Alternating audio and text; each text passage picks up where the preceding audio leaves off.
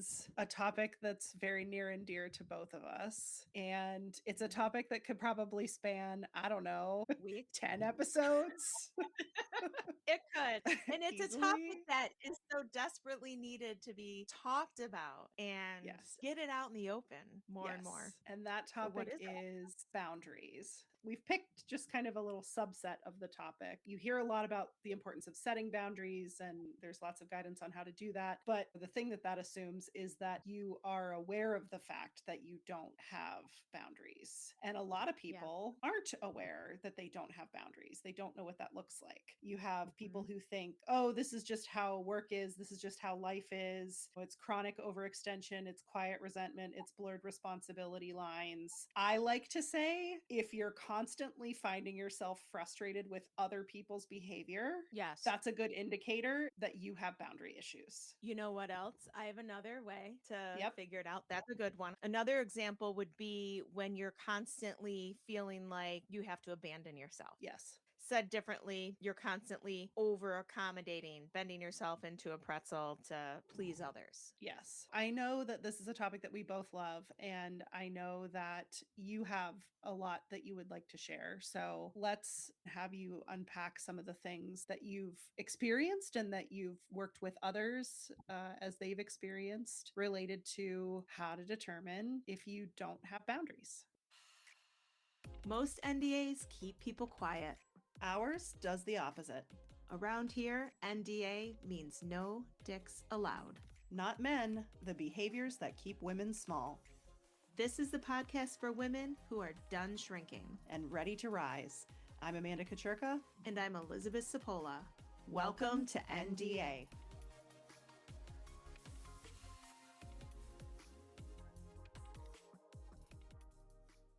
When we talk about boundaries, if we could think back to when we were growing up, so often in our society specifically, we are groomed to be agreeable. We're groomed to be accommodating, and we're rewarded for being a good girl. So, what would you say, Amanda? Just think back to when you were growing up. What are some of the examples of that in your own life where you felt like, oh, I want to be a good girl? Because you're the oldest and I'm the youngest.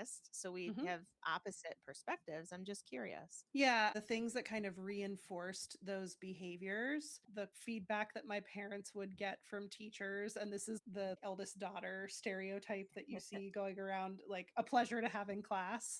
Yes, I never heard that. So I was a pleasure to have in class, apparently. Okay, and I But wasn't. it was also things like, and this gets into some other family things, but my grandpa always used to say to my mom, this was my mom's dad, always used to say to her, oh, you never gave us 5 minutes of trouble. And that was a line that my mom got all the time, that my family heard all the time. And it was something that I think kind of reinforced that, oh, you'll be really appreciated if you don't give anybody any trouble ever. So just be good, follow the rules. That was the Wow. message that I heard a lot.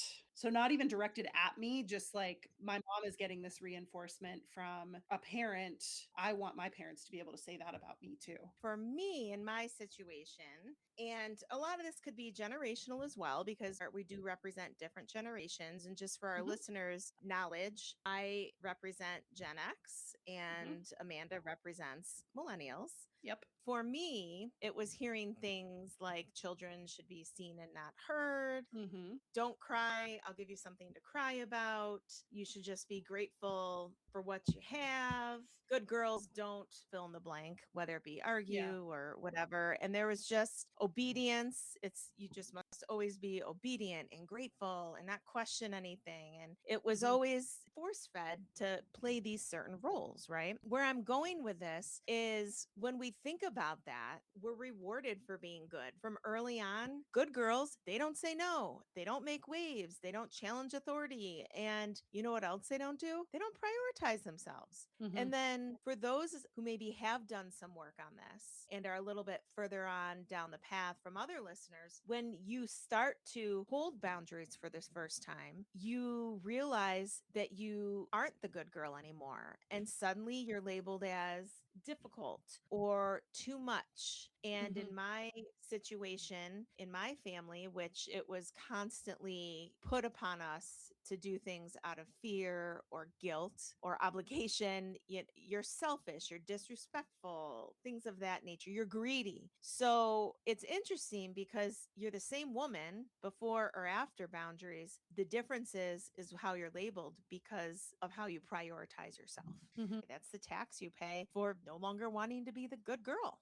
For me, the journey to realizing that I didn't have boundaries, actually, you were the person who really pointed out to me that I Really? didn't. Yeah, it was something that I Oh, was kind of like generally aware of, but I guess I didn't realize how many places in my life that I didn't have boundaries when we started working together until you started like basically calling me out on it, which was super helpful. Get yourself oh, somebody wow. like Elizabeth in your life to be like, hey, just an observation. She was more direct than that, but it's things that I would say or catch myself saying, especially once I became aware of the fact that I didn't have boundaries. I would constantly say things like, it's fine, I'll just do it, I'll figure it out, it's quicker if I just handle it. Thinking to myself, well, I don't want to be difficult or I don't want to cause problems, so I'll just take this, I'll figure it out myself. So that's a Sure. good place to start, is paying attention to when you're in situations where you're taking on responsibility or work that shouldn't typically fall to you,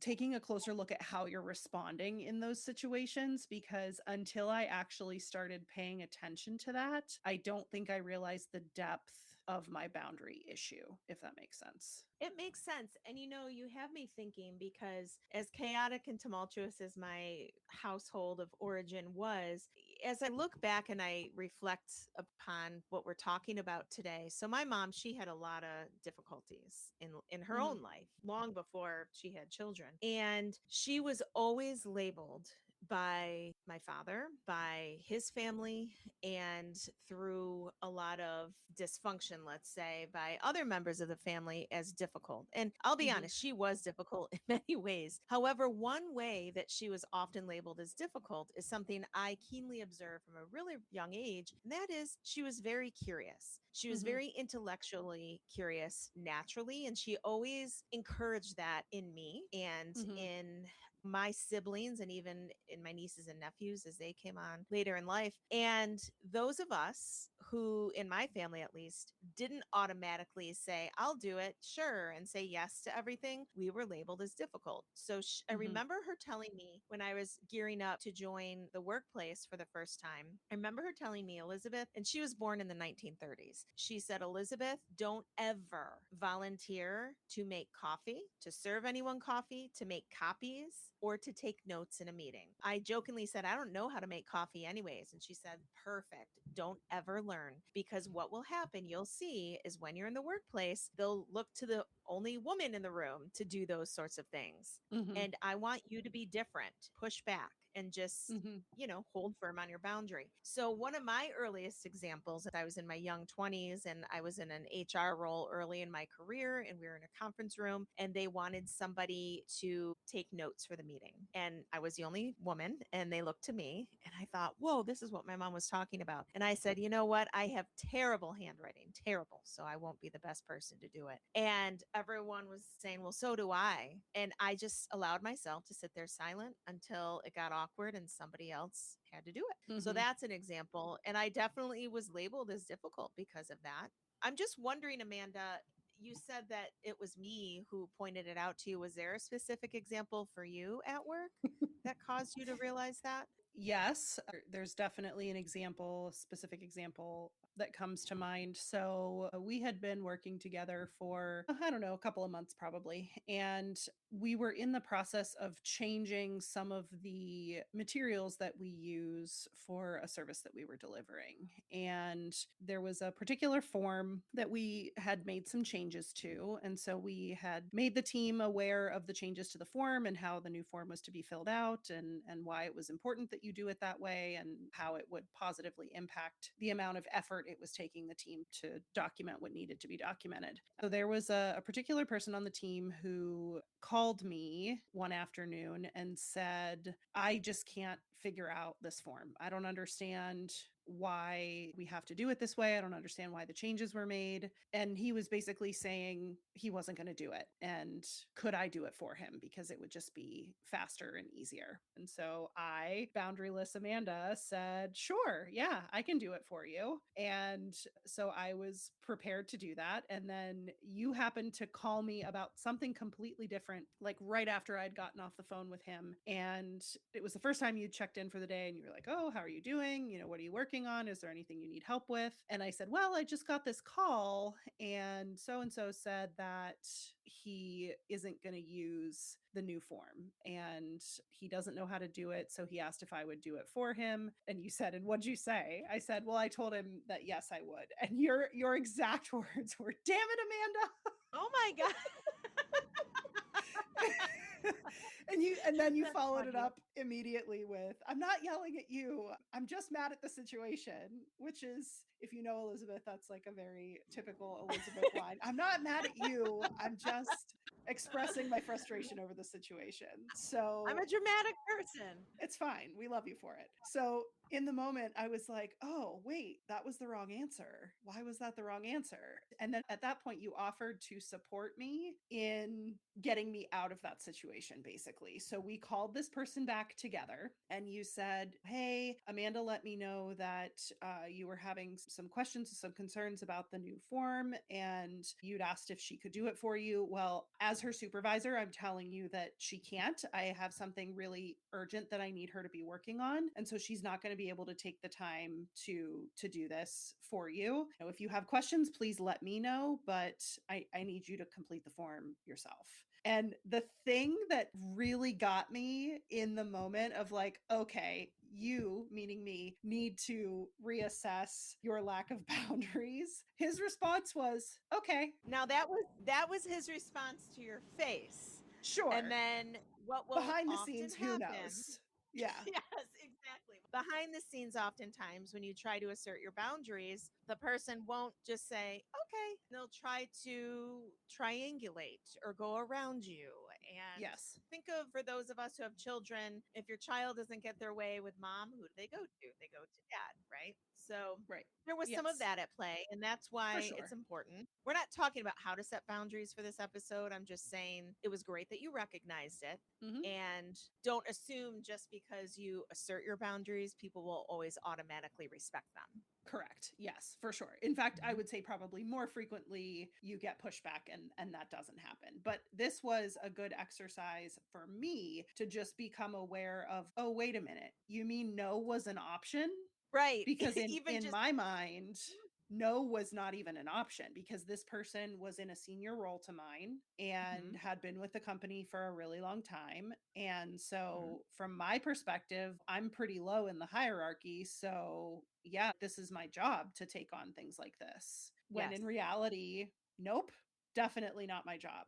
And so it Mhm. sort of opened my eyes to the fact that no was a possibility because yes was my automatic answer every time. And I was never going to push back on the timelines or the expectations or taking on responsibility that wasn't mine because I had done it for years. You let that build and compound, and then you're in a situation where you're letting the interruptions constantly derail your time. You're not setting any limits. You're not getting the work that you're actually responsible for done because you're taking on so much other work from other people. In order to get that work done, you're working absurd hours. It starts to snowball and spiral, Right. all because you don't have boundaries and you're not aware of the fact that you don't have boundaries. So you don't know how to fix it. Exactly. And when we talk about being the good girl, when you think about it, all of us have two different modes. We have action mode and connection mode. And connection mode is where women and girls are expected to live. Mm-hmm. And examples of that would be being very flexible and accommodating and Mm-hmm. nurturing and understanding and empathetic and very supportive. And when we shift into action mode, which, by the way, that's where boundaries live. Yep. Say no, which, like you said, you didn't even know that could be a part of your vocabulary Yeah. or being protective of your time because Mhm. there were other things that were a priority you needed to work on. When we shift in the workplace, when we shift into action mode and we don't only live in connection mode, that's where I do believe, having been in the workplace since the early 90s, I will tell you this has not changed very much at all. But when women say no, what are we labeled as? We're not a team player. Mhm. When women ask for clarity, what are we accused of? Challenging authority. Mhm. When women hold boundaries, what are we labeled? We're being hard to work with. When Mhm. women are direct, what are we accused of? Being too blunt. But meanwhile, I see it time and time again. And to be honest, one of the reasons I was so excited to start this podcast is to talk about it because when men do the exact same thing, you've seen it. I've seen it. They're told that they're strong leaders. They're rewarded for being confident and decisive. So it's the same exact behavior, but a different label. Mhm. And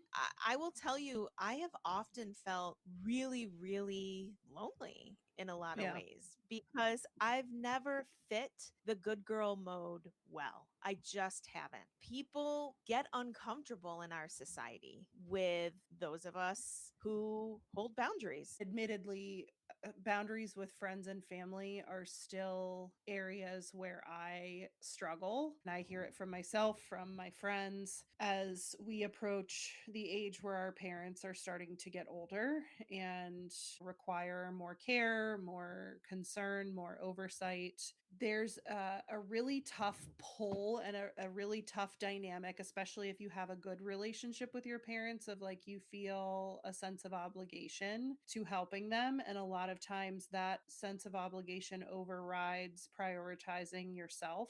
And I watched my parents go through it with their parents, Yes. where that takes over your entire life. And it happens to folks who have children. I've seen that before, where you lose that sense of who you are and how to prioritize yourself as you're caring for other Mhm. people. I think that's one that virtually everybody on the planet can relate to in some capacity, in some relationship, where you're constantly prioritizing others over yourself. All of our listeners can relate to this in those contexts from this perspective, especially since cell phones. Now, I remember very clearly before everyone had cell phones, and before we had cell phones, it's not like we were afraid to leave the house in case someone had an emergency. No, Mhm. we carried on about our business. We lived our lives. We allowed ourselves to disconnect more Mhm. so than we do now. But now I've done it myself. I see it with my friends. I see it with people when I'm out and about. It's constantly feeling like you have to respond to every single text from your child, from your spouse. Maybe like in your example, your parent who you're having caregiving responsibilities for because, oh, I have to respond to this call, this text all the time because what if it's an emergency? What if they need me? And then Mhm. next thing you know, you never have 2 seconds to finish a thought. Mhm. And it's we've talked about this concept before. Your behavior in those situations is teaching people how to treat you. So if you're setting the precedent that I am 24/7 always available, I will always respond quickly. If there comes a time when you don't, if you are getting to a point where you're recognizing, hey, I need to set more boundaries, and you start to enforce those boundaries, the Mhm. response is Yes. not going to be the response, especially in friend and family situations. The response is Yes. not going to be the response that I got from my colleague, that, oh, okay. The response is going to be far more emotional. And I just want to be upfront with our listeners. It can be really, really lonely when you start establishing boundaries in relationships, whereas maybe you hadn't before. Yep. Or maybe you have there in the past, but now you're doing it consistently because people were comfortable with what they knew of you before. Hmm. And when you start establishing boundaries more clearly and more consistently, that dynamic is going to change in your relationship. So, what will Hmm. often happen is the people in our lives, they might say things such as accusing you of being greedy or selfish or Right. difficult. They might say things like, you're not the same. And really, what they're saying is that you used to be easier for me. That's what they're Yes. saying. Especially we as women, I have been tempted to do it myself. we will gaslight ourselves into thinking, okay, I guess I am being too harsh. I guess I am overreacting. And then we'll convince ourselves that we're the problem, but we're not being difficult suddenly. We're becoming clear. That's Mhm. what we're doing. So I just Absolutely. think it's important for people to understand that you can be clear and we can be firm and you can be protective of your boundaries and you can also be kind and you can also be empathetic. Yes. We And it's convince funny, ourselves we have to choose. we do, and I this makes me think of so a friend of mine recently just got me a little gift, a celebration of starting a business, starting the podcast, and I think she just got it because it's cute and funny, but also the message on it is a good reminder for me. So she got me this little pad of sticky notes, and there's a picture of a pelican on it, and it says, "Just because you pelican doesn't mean you pella should." Oh, I love that. But I took them out of the bag and I saw them and I was like, "Oh, yes, this is a great reminder." Because truly, just because you can do something doesn't mean you should do something. So, I think especially after that situation that I had that you helped me with at work was that just because I have the capability or maybe even the capacity, maybe you do have the capacity to take on that work or whatever that person is asking you to do, but that doesn't mean you Mhm. should do it. And I think No, no. that's the part where you have to pause and think, okay, just because I have the capacity, does that mean I should take this on, or is this something that that person should continue to own and I need to set the boundary? Exactly. Capacity does not equal obligation. In my own situation, the most difficult, gut wrenching, painful experience of holding true to my boundaries despite intense gaslighting and literally going against the world that I've experienced is when I had to hold clear boundaries in a very loving way. I should say. They were very loving, they were very warm, they were firm with my family of origin. And I realized that the boundaries didn't push my family of origin away. What Mhm. they did, though, is they brought out into the light the unhealthy dynamics because I Yeah, was not willing to play the game anymore. right. And it's tough. It's not It easy, is. but when I set those boundaries, it was very lonely. It was heartbreaking, devastating because you don't just lose a parent, you lose your parents, you lose your siblings, you lose your nieces and nephews. I only Mhm. have 3 relatives that even speak to me anymore. Mhm. And yes, it's lonely, but you know what? It's not loss. It's space that you create for relationships where you don't have to shrink to belong. And that's what boundaries are. Yes. Couldn't have said it better myself. We're not going to get into a ton about how to set boundaries, but I think some signals to look for. We talked about when you're in a situation where you're being asked to do something and you know in your heart that you should set a boundary. A tendency, especially that I have, is to over explain Oh, and yes. oh, well, I can't do it because blah blah blah, and I'll talk in circles. You don't need to do that. It can be as simple as that won't work with my current priorities. I'm not available for that. Let me check on that and get back to you. How often do we negotiate against ourselves by over explaining, like you said? And then we pay the price with our time, our energy, our voice, our identity, and then we wonder where we went. That in and of itself is a another episode too of negotiating against ourselves and asking for what we need. I think that's something that a lot of women really struggle with. So we'll definitely do a Mhm. future episode on that. I firmly believe that is a big root cause, not the only, but a big root cause of why there's a big wage gap for women and Oh men. yeah, That's no it. question. I'll leave it there. Not giving Yes. ourselves permission to ask for what we need. You give a woman some male audacity. Oh yeah. A woman with male audacity could not be stopped. I think this is a good time to jump into our regular segment, Shrink This. I believe we had someone reach out and share some shrinking behavior. Is that correct? We did.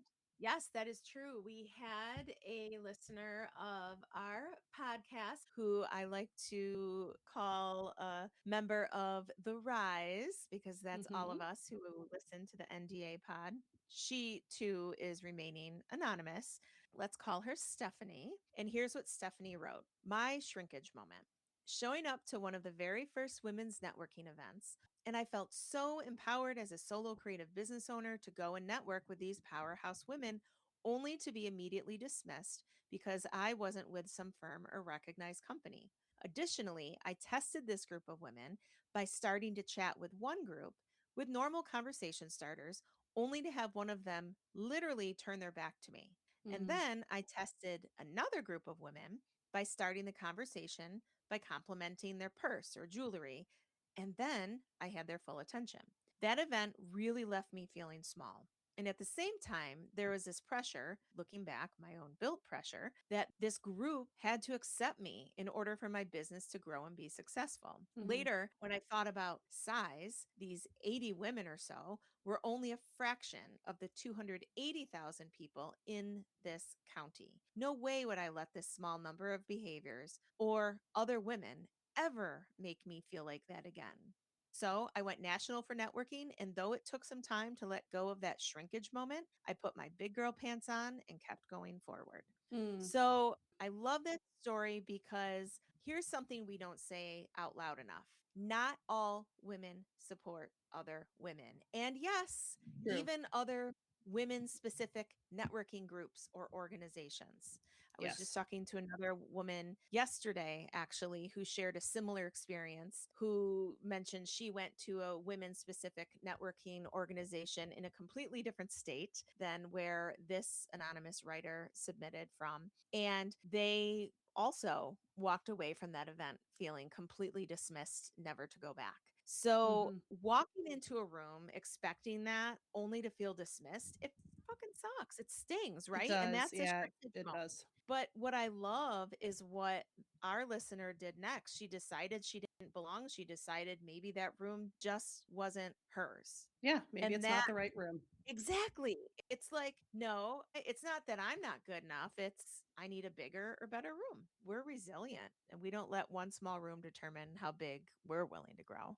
Exactly. And I think it's goes back to that messaging that we receive all throughout our lives of be less. If you've got a big personality, minimize yourself to be more accepted, to be more palatable. And you know what? If that's not your style, that's not your style. And that's okay because you don't have to fit in every single room that you walk into. Spoiler alert, nobody does. There No. are always going to be people who don't fit in the rooms that you're in. And that's okay. You move on and you find a new room and you find new Yes. people. Thank you, Stephanie, for that submission. We really appreciate it. For my Shrink This, I'm actually going to revisit something that I committed to a few episodes ago. So, if you listened to our very first episode, you heard me talk about my trivia team that I Oh, yes. am with every week and how I have a tendency to hold back when I think I might know an answer, but I'm not 100% confident. I'll just stay quiet instead of offering it. So, something that I committed to in the first episode was I'm going to stop doing that. I'm going to speak up more. I'm going to do it because I have a voice and I need to use it. And my teammates, that's never stopped them. So, I need to be more like them. Again, my teammates are all men. So, the confidence is definitely there from them, not so much from me. So after we recorded that episode and it started streaming, I told them about it. One of the team members is my husband, so obviously he knew. But then I told our other two team members about how I have this tendency. And so they adorably have been so supportive of this. We were at trivia last week and there was a question that we weren't sure on the answer. And like point blank looked at me at one point and we're like, Amanda, do you think you might have an answer? Is there anything you might want to contribute or say? Because now's the time. Aw. So they've just been super like supportive and actually also holding me accountable. And guess what? There was one time in the last few weeks where I did think I knew the answer and I gave it and we ended up missing it. And also therefore not getting any points for the entire round. I spoke up, I used my voice, I contributed the answer even if I thought it was maybe wrong. I still did it. The reason that I bring this up as the Shrink This for this week is because I think it's so important when you're setting goals like this for yourself to change your behavior. Having people around you to support you in that effort is so incredibly helpful. And I'm so grateful to my team members for supporting me even when I give them incorrect answers. So it wasn't the Hollywood ending where you see in movies where you saved the team and they hoisted you onto their No, shoulders and carried you out to no. collect your prize. Definitely not. Nope. So I'm giving myself a little pat on the back for committing to doing what I was saying that I was going to do. And I just wanted to give that update. So if you can communicate to a friend, a family member, someone who loves you and that will support you as you're trying to transform your behaviors, it really does help because it feels good when you It practice it does. and you do it. And even if it's not the result that you wanted, that's okay because you practice the new behavior and that's just a step in the right direction of creating that lasting change that will help you be more authentically you. Yes. So, this brings us to the end of episode 5. Just some food for thought. If you are waiting until you feel confident enough to start setting boundaries, you're going to be waiting a long time. Yes. Until it's the perfect time, right? Because there is Yep. no such thing. A lot of people, myself included, recognize their lack of boundaries after the fact, whether it's through feelings of resentment, exhaustion, frustration, whatever the case may be. And that's data, right? Use that resentment as data to pause and say, oh, why do I feel this way? Did I commit to something that I shouldn't have? And the more you start to recognize those feelings and challenge those feelings and where they're coming from, the more awareness you're creating. And eventually you're going to get to the point where you start to recognize them in the moment. And then you can pause and give one of those responses that we said earlier to keep yourself from committing to something that you shouldn't and bending a Mhm. boundary. Yes, because what do you always say, Amanda? What do we always say on the NDA pod? Awareness creates what? Choice. Awareness creates Choice. And choice. choice. That's right. And choice creates change. Ability to change. That's right. Yep. Thank you. Thank you. Thank you for listening. If you feel that someone else in your life would benefit from the community that we're creating and the topics that we're sharing, please feel free to share this with them. You can find us on Instagram at NDA_pod. We are also available on Spotify, Apple Podcasts, Amazon Music, wherever you get your podcasts. We would love to have you subscribe and share what we're doing so you can continue to join us as we build this community, this rise of women who are learning to become more authentically ourselves. Yes.